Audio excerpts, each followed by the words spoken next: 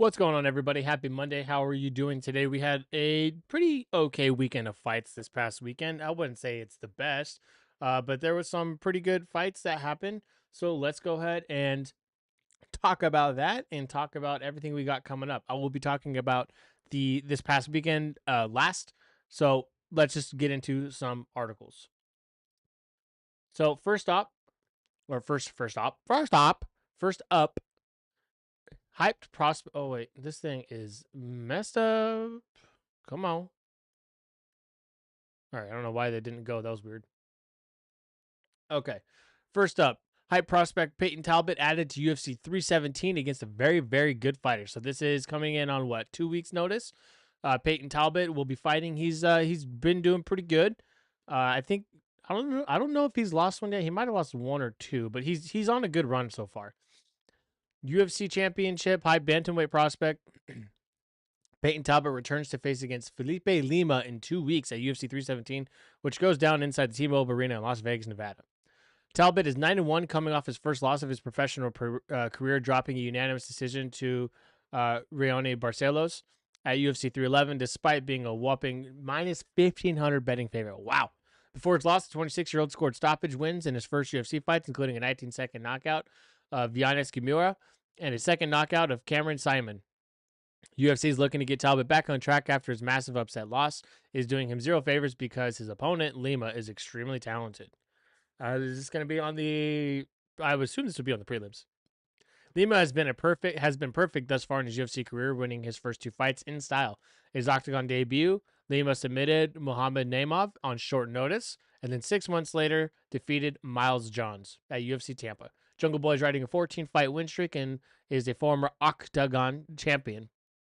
With knockout power, Chris striking, and very good grappling, Lima is extremely well-rounded.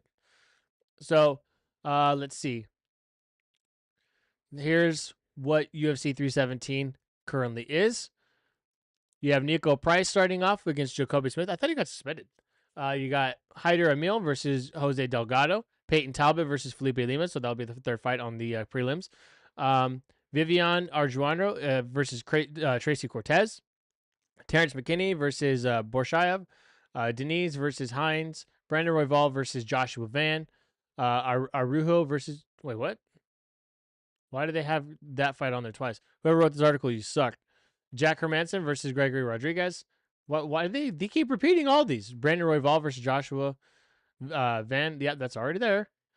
Benil Dariush versus Renato Moicano. Paulo Costa versus Roman Kipilov. And Pantoja versus Kai Kara France. And Ilya Tupuria versus Charles Oliveira. So with UFC 317 also as well, I did a make my own UFC 317 card with some fighters that on it. And some of these fighters are actually on my predicted card for 317. So I did buy that your name in the octagon thing for UFC 317.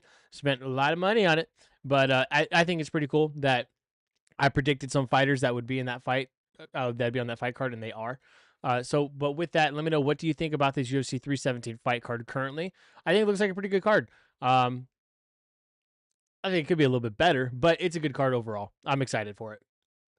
So with that, let me know, what do you think about Peyton Talbot being added last minute? Do you think he stands a good chance against Felipe? Or do you think he will lose? Or do you think it'd just be a good fight? Who do you want to win? Or do you just want a good fight? With them, I just want a good fight. There's a lot of fighters. This is kind of like one of my favorite eras in fighting right now, because so many of the fights, I'm not like, oh my God, fuck that guy. I want him to lose. I want the other guy to kick his ass. No, I just want good fights, and I want fun fights, and I don't really care who wins. I just want to see a good fight, and I'm getting that a lot, which is why this is one of my favorite eras that of UFC that they're in, that I'm happy about.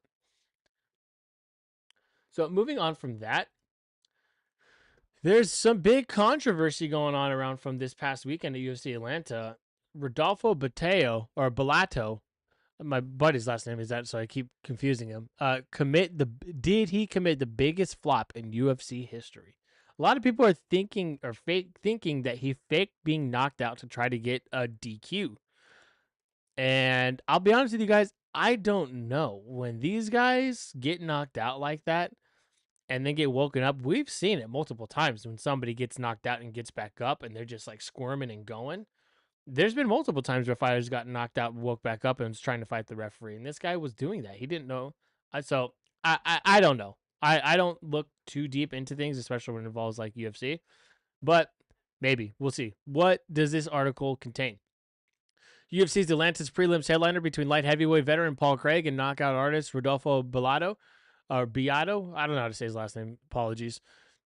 Ended in pure chaos last night when an illegal upkick supposedly knocked out Bellato, leaving him stumbled like he saw ghosts, only to pop back up seconds later. So let's just watch this real quick.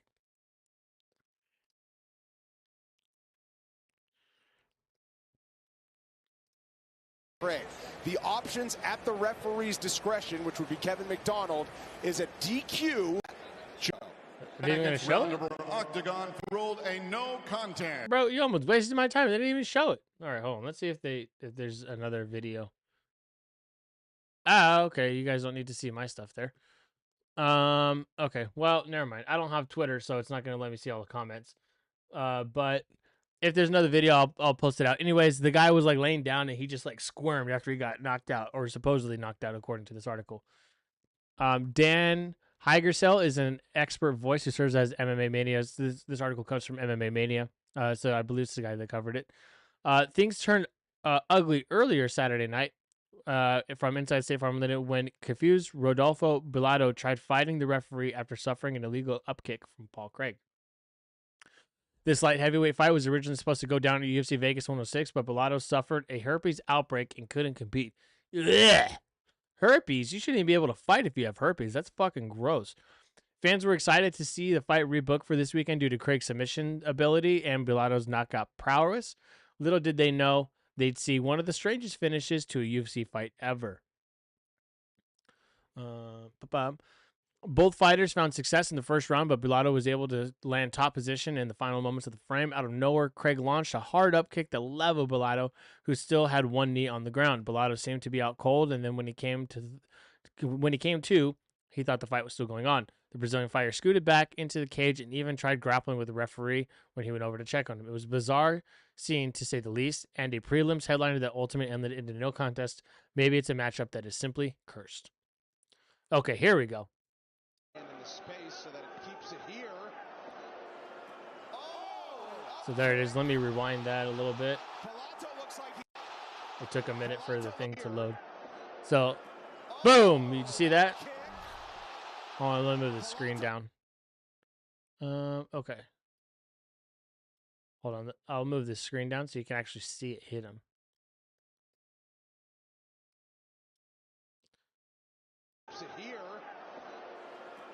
Boom! You see his chin right there? Yikes. And then he squirms. So we got the kick here. Boom. So a lot of people are thinking he's faking it right here. I simply just do not. But a lot of people think he is. Let me know if you think he's faking it. And then now I'm going to move this back up so you could see him squirm.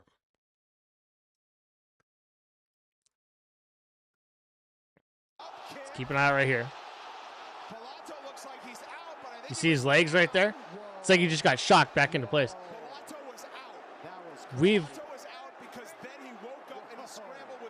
I don't know. We've seen stuff like this, so I don't think it's pretty far-fetched to say he was knocked out and just woke up. I mean, it's happened in boxing. It's happened in UFC. It's happened everywhere. So with the, okay, let's get this out of here, guys. Come on now. Come on, Apple. All right, whatever. So with that, like, I mean, I don't know. I think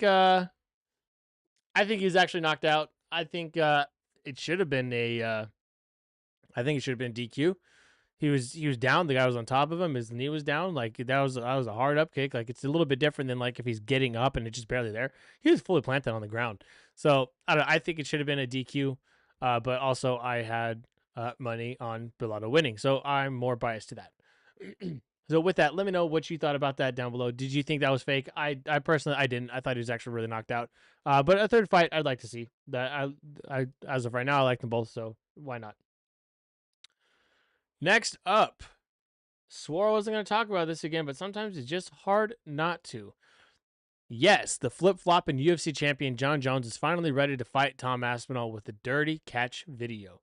So let's just go ahead and skip to the video and see what he's got to say. What's the magic number to get you back? If you come to Dirty Boxing, you'll find out tomorrow night. So what do you think of Francis being at the UFC tonight? I think Francis is going to be at Dirty Boxing tomorrow night. So guys, make sure you guys come Who would you check it prefer, out. Francis or Tom? Whoever comes to Dirty Boxing. So you're saying if Tom went to Dirty Boxing, you'd fight him? Yes. Just another troll from John Jones. Oh, whoever goes to the event that I'm going to be at, that's who I'll fight. Bro, shut up. Nobody cares. I mean, I guess I'm talking about, so I care a little bit. But I just care more about... And with this, I also think he's just having fun. Dana last week had said... at the last pay-per-view... at the last pay-per-view. He had said, is like, oh, John Jones saying he's going to give it up his crazy talk or whatever. And so... Or saying crazy shit. And so I think... I'm going to try to find it real quick. Let's see. Dana White... John Jones. Okay, so but with that, he had said, look, he's back from filming Russian Ultimate Fighter or whatever that was. We'll be back in the office on Monday, and Tuesday's matchmaking day, and we'll talk to him on Tuesday. And I think they did, and I think they came to an agreement. So it seems like now, I mean, let's watch this again. John Jones already looks to be in better shape, and maybe it's just what he's wearing. But he already What's the magic number to get you back? he already looks a little bit slimmer than what he did a couple weeks ago when we last You'll talked. find out tomorrow night. So what Like, he doesn't look like he's around like 260. He looks like 240, 250. do you think of Francis being at the UFC tonight? And look, he's just smiling the whole time. I think he's just having fun with us.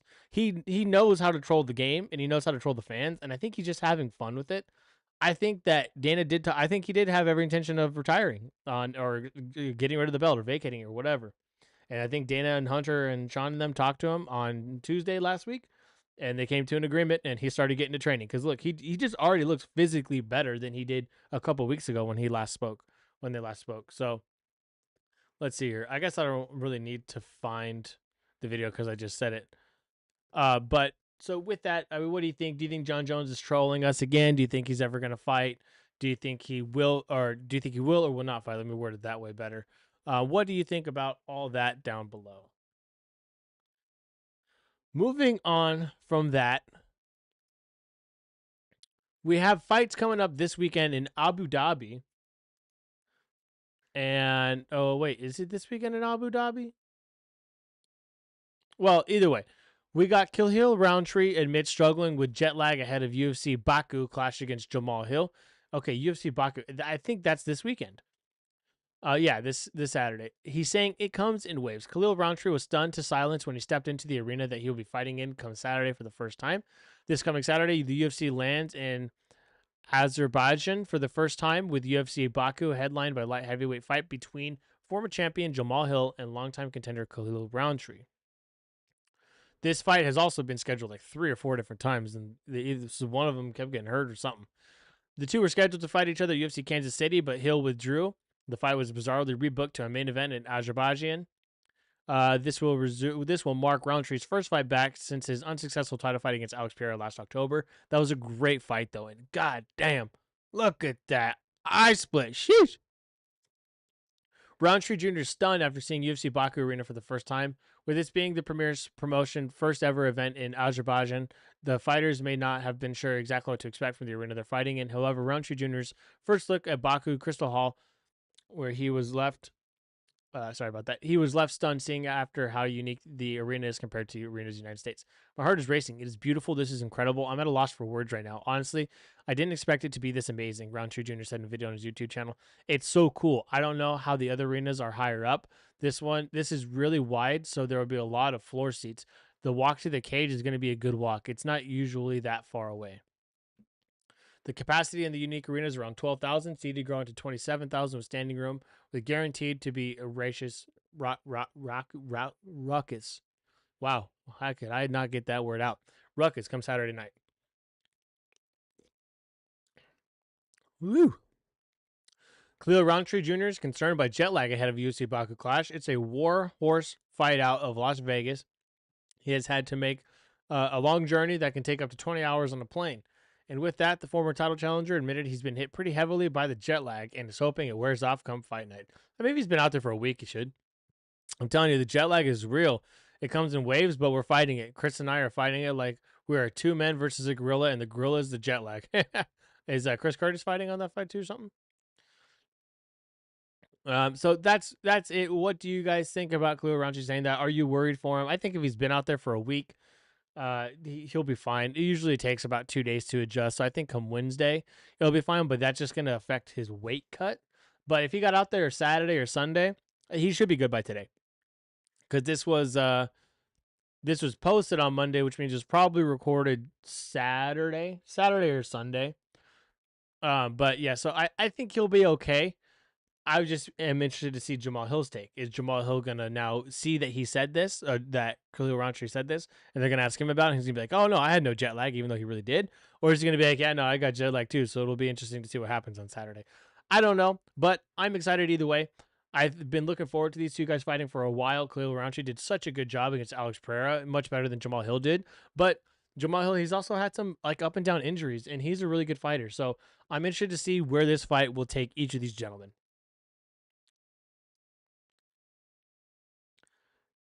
Next up, we have Dana White saying this is for him. Dana White praises Dustin Poirier, confirms UFC 318 was built specifically for his retirement fight. What a nice guy. Dustin Poirier plans to write off. Okay, why is this still up? It's kind of annoying. Oh well. Dustin Poirier plans to ride off into the sunset following his upcoming fight against Max Holloway, which headlines UFC 318 in his home state of Louisiana. Oh, you know what's crazy, actually, now that this article is here? I had a dream last night that he was actually fighting Justin Gaethje for the belt, but they were, like, wearing the belt while they were fighting, and Justin Gaethje had the belt, and then Dustin was able to take it off in mid-fight, take it off of Justin, put it on him, and, like, the goal of the fight was just to get the belt off the other guy until the end of the fight. And so I was just, like, watching, and then Justin tried taking it off of him, and then he goes, "No, this is mine." And so, what a weird dream to have, and then to have this article pop up the next day. I don't know, but I don't know why I had that dream, but that was the dream that I had about how Dustin Poirier could end his UFC career with the actual 155 belt. Anyway, moving on. The former interim lightweight champion is teasing his potential retirement for the past couple years now, but Poirier is ready to pull the trigger with one last hurrah scheduled in New Orleans on July 19th. The card marks the first UFC pay-per-view card in New Orleans in a decade, and UFC CEO Dana White confirmed the entire event was planned to give Poirier a proper send-off for his career. That would suck if he gets injured. Throughout the world, Dustin Poirier is a big star for us, Dana White told WDSU in Louisiana. He's accomplished a lot in the sport. This is for him, to be honest with you. This is for him. He wanted to have his last fight and end his career in New Orleans, so we are here. Poirier had pushed for the UFC to return to New Orleans for several years, with his last appearance there happening back in 2015, where he knocked out Yancy Medeiros at a UFC Fight Night card. While Poirier never held an undisputed title during his UFC career, White praised him as one of the greatest fighters to ever set foot in the octagon after spending the past 15 years competing for the promotion between the UFC and the WEC. Actually, he's ranked number 5 right now in the lightweight division, Dana White said about Poirier. He's a guy who's held this position in the top 10 of the sport for a very long time. He's achieved a lot. He's one of the all-time greats. Thousands of people have fought in the UFC. I don't know where I could rank him, but he's one of the all-time greats. Same goes for Poirier's opponent as he prepares to face Holloway for a third time. Poirier got the win in both their previous encounters with a submission victory against Holloway when he first debuted in the UFC back in 2012, and then earning a unanimous decision over the Hawaiian when they met again with the interim lightweight title on the line in 2019. Wow, that was 2019? Holy crap, I thought it was way earlier than that. Now Holloway looks to avenge those past losses while stepping into enemy territory with his BMF title going up for grabs against Poirier in his home state. Poirier is fighting Max Holloway, another one of the all-time greats, Dana White said. It should be an amazing fight. So with that, what do you think about this? That the fact that UFC 318 was built for Dustin Poirier, good for Dustin Poirier. Not many people get this kind of a send off in the UFC, so I'm happy to see it, and I'm just hoping for a good fight. What do you guys think about UFC 318? Let me know down below. In somewhat of breaking news, this was just like a couple hours ago, so it's not too breaking. But apparently, Arman Tsarukyan is the backup fighter for the Islam. That's not Islam. Ilia Topuria and Charles Oliveira title fight. Jesse Holland. Come on, man. It's not Islam and Topuria. It's Oliveira and Topuria, unless there's some news that I don't know about. Arman Sarukian may no longer be chained to the UFC doghouse. The number one lightweight contender has been named the championship backup fighter for the upcoming UFC pay-per-view on UFC June 28th, where Ilia Topuria and Charles Oliveira will collide for the vacant 155-pound strap. Yeah, not Islam, Oliveira. Come on, bro. I'm the backup for UFC 317, Sarukian wrote. The promotion needed a backup when somebody with a big name flanked on the UFC 311 headliner, Arman, and left the then champion Islam Makhachev without an opponent. Renato Moicano did matchmakers a solid and swooped in on short notice, but was summarily destroyed by the Dagestani champion within the opening frame. Makhachev has since vacated the title to try his luck at welterweight. Nothing official at this time, at least in terms of Sarukian status for the Topuria versus Oliveira, but expect clarification when UFC 317 Fight Week gets underway later this month in Sin City, which includes a dedicated media day and pre-fight press conference. So what do you guys think about this? What do you think about Arman being the backup fighter? I get it, but I think it should 100% have been Justin Gaethje. But whatever. I mean, I'm sure we're going to hear some news about Gaethje later today and his team not being happy that he is not the backup fighter. But let me know again what you think about it down below. And finally, what we're going to do to cap off today, we're going to be going over this past weekend's fight card and looking ahead to next weekend's fight card. So let's go ahead and get started. So the first fight of last week, we had Jamie Lynn Horth versus Vanessa Dumopoulos. I did not know that Vanessa Dumopoulos came in on like a 5 days notice and was up a weight class. She kind of found her footing in the third round a little bit. She had some heavy hits in there, but unfortunately she did not get the win. After that, we had Phil Rowe versus Ange Losa. This was a pretty good fight, and then kind of the same thing. Losa was having trouble getting into him because Rowe has such a long reach. But it was it was a good fight, I guess. It was all right. But Rowe ended up winning via TKO. I'll be honest with you, I don't even really remember it. Yes, no, I do remember it. There was a clash of heads, which kind of sucked. He was winning, but he had come in, got an elbow, and when he went in, the elbow hit Losa on the top of the head. Or I'm sorry, he hit him on top of the head, and then when he came in, his head collided with Losa's head, and that kind of dropped Losa, and then he just pounded away from that. So accidental clash of heads, nothing you could really do about that, but Losa was going to win that or lose that fight either way. After that, we had Ricky Simone and Cameron Smotherman. Smotherman came in on 3-4 days notice. This was a pretty fun fight, ended in decision. After that, we had Cody Durden versus Jose Ochoa. This was a good fight as well. They were both kind of back and forth. Actually, Cody Durden was getting his ass kicked at the beginning of the first round, and then he would have random comeback hits, just bump, bump, bump. And then Jose Ochoa got knocked a little loose, and then just out of the gate in the first 10, 11 seconds of round 2, Ochoa knocked him out. After that, we had Malcolm Wellmaker versus Chris Motino. Chris Motino is most famous for having the green hair and fighting Sean O'Malley on short notice years ago, and he's just known for taking hits that Sean put and just not giving up. And Wellmaker did not need to give him too many hits before he knocked his ass out. So good for him. He's on a hot streak right now, and can't wait to see what he does next. After that, we had Michael Chiesa versus Court McGee. Michael Chiesa won that fight by decision. And then after that, we had the Paul Craig and Rodolfo Bellato in a no contest fight with a weird upkick, illegal upkick, actually. So I think it should have been a DQ, but it is what it is. So in the prelims, we had one decision, a very late TKO in round 3, another decision, a second round TKO, first round knockout, another decision, and then a weird first round. So the prelims actually weren't all that bad. Pretty good, fun fights, entertaining fights, everything like that. Now let's go on to the main card. Starting off, we had Alonzo Manfield versus Omar Sy. Alonzo won by decision. After that, we had Abdul Malik versus Cody Brundage. Abdul Malik won by decision. After that, we had Cody Garbrandt versus Barcelos. Cody Garbrandt looked pretty good. They both look good. But Barcelos won by decision. After that, we had Shabazian versus Petrosky. Shabazian won by decision. After that, we had Thug Rose versus Miranda Maverick. Thug Rose won by decision. And in the main event, we had Kamaru Usman versus Joaquin Buckley. Kamaru Usman dominated this fight. He did so good. Buckley did good as well in moments, but the fact that Usman has been out for 2 years, coming off of 3 losses, even though like one of those losses was on like a 6-day notice, up a weight class. Another one was from a well-timed head kick knockout after dominating that fight, and then that middle fight of that third fight with Leon, it was a respectful loss. So, but he had a lot to prove to us and to himself. He didn't really. They don't need to prove anything to us. They need to prove this to themselves, and he did, and he looked great. He looked better than the last couple times I saw him fight. He looked awesome, and I cannot wait.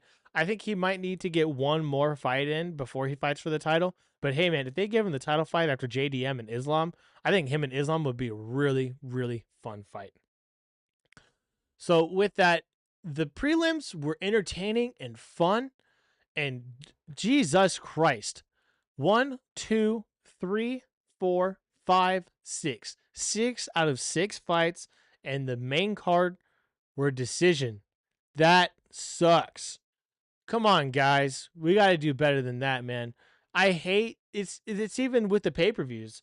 The prelims are always the better fights. I'm not saying these fights were bad, but like they're always just the more exciting fights. The prelims are, even with when it comes to the pay-per-view cards for the most part. It sucks getting so hyped up from the prelims and then just coming down. It's just like you did a line full of coke on the prelims, and then the main card is just nothing but a come down that sucks. So it's just like come on, dude, like you got to get better at this. I don't know what you got to do. I don't know. Maybe these look like the right fights on paper, and then they're just not when they get into the octagon. I don't know, but I don't want to see this weekend. I don't want to see another six main card fights go to decision. That's boring. Even if they're good fights, it's still boring because it takes forever. So I don't know. Let me know down below what you thought about this fight card. The fight card started off good, and there were good fights in there.